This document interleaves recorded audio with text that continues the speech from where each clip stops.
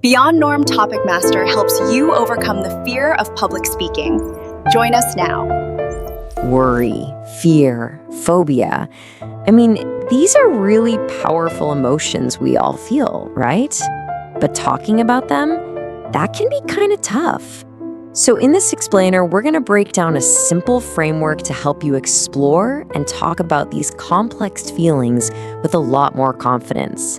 You ready to get into it? Let's go.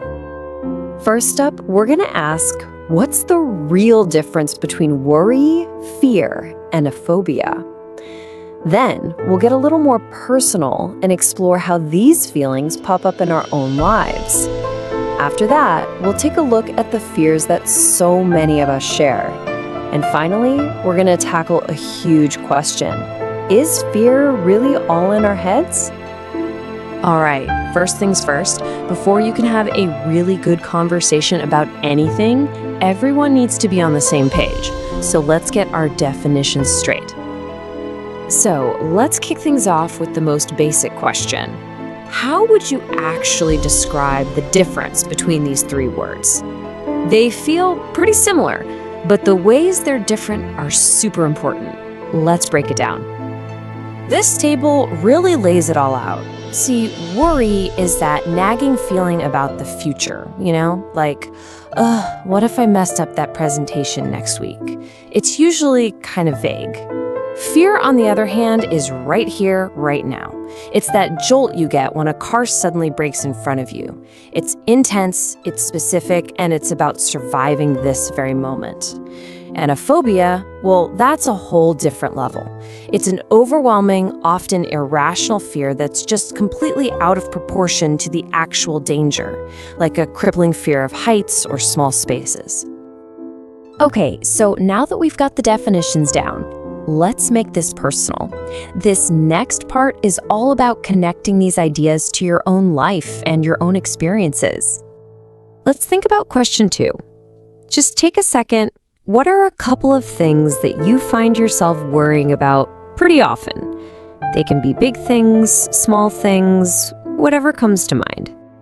And if you need a little help getting started, think about these common areas. Maybe it's about your job or trying to get good grades. But here's the real key. Don't just name the worry.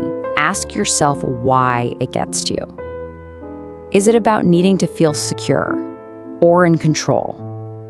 Thinking about the why is how you start to figure out what you can actually do about it. For question 3, let's zoom out a bit from the day-to-day worries and think about those bigger, maybe even life-shaping fears. We're not talking about spiders here, but those deeper anxieties that can really guide the choices we make.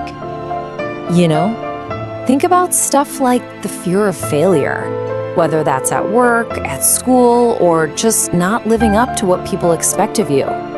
Just putting a name to a fear like this is so powerful because it lets you step back and think, okay, what's one tiny thing I could do to start facing this?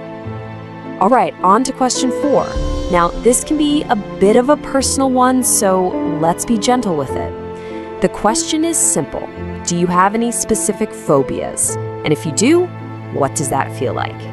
Just remember, there's absolutely no right or wrong answer. Here's a helpful way to think through your answer. You can start by just naming it.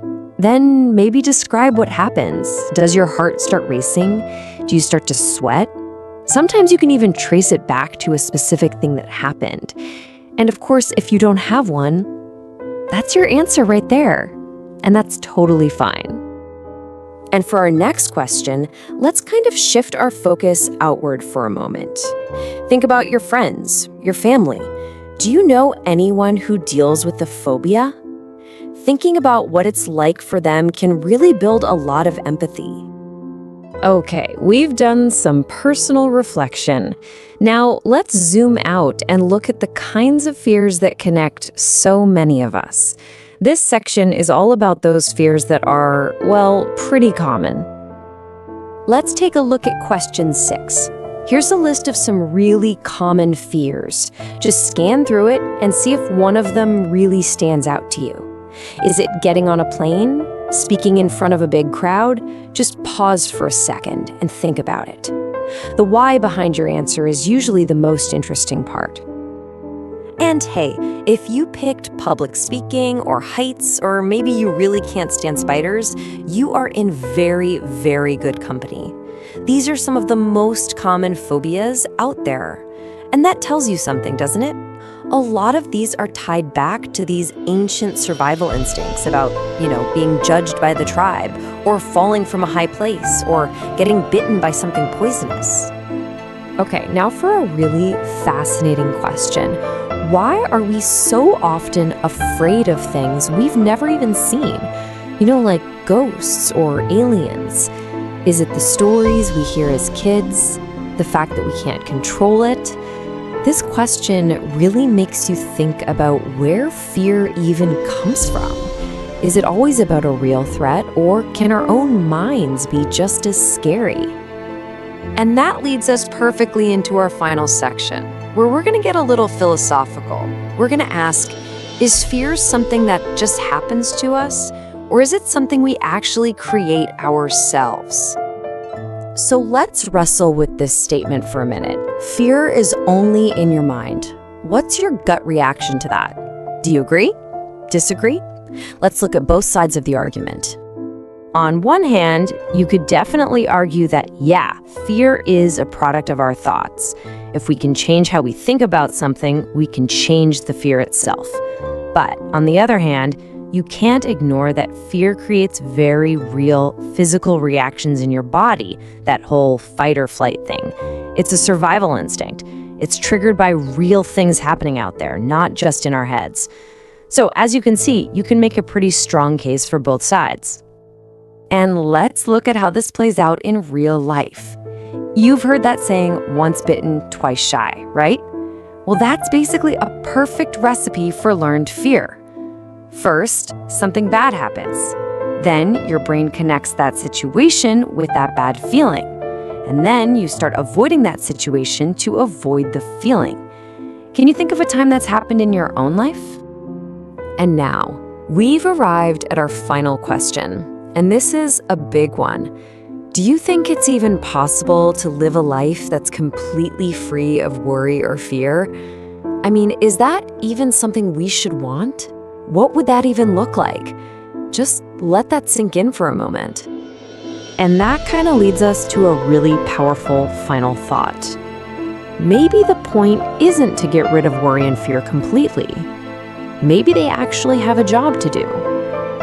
Maybe they're signals telling us what we need to pay attention to, what we need to get ready for, and maybe most importantly, what we truly, deeply care about. So the real question to leave you with is this. What do you care about so much that you're willing to be afraid of losing it? Beyond norm, where English isn't just a subject, it's a way to think, grow, and connect.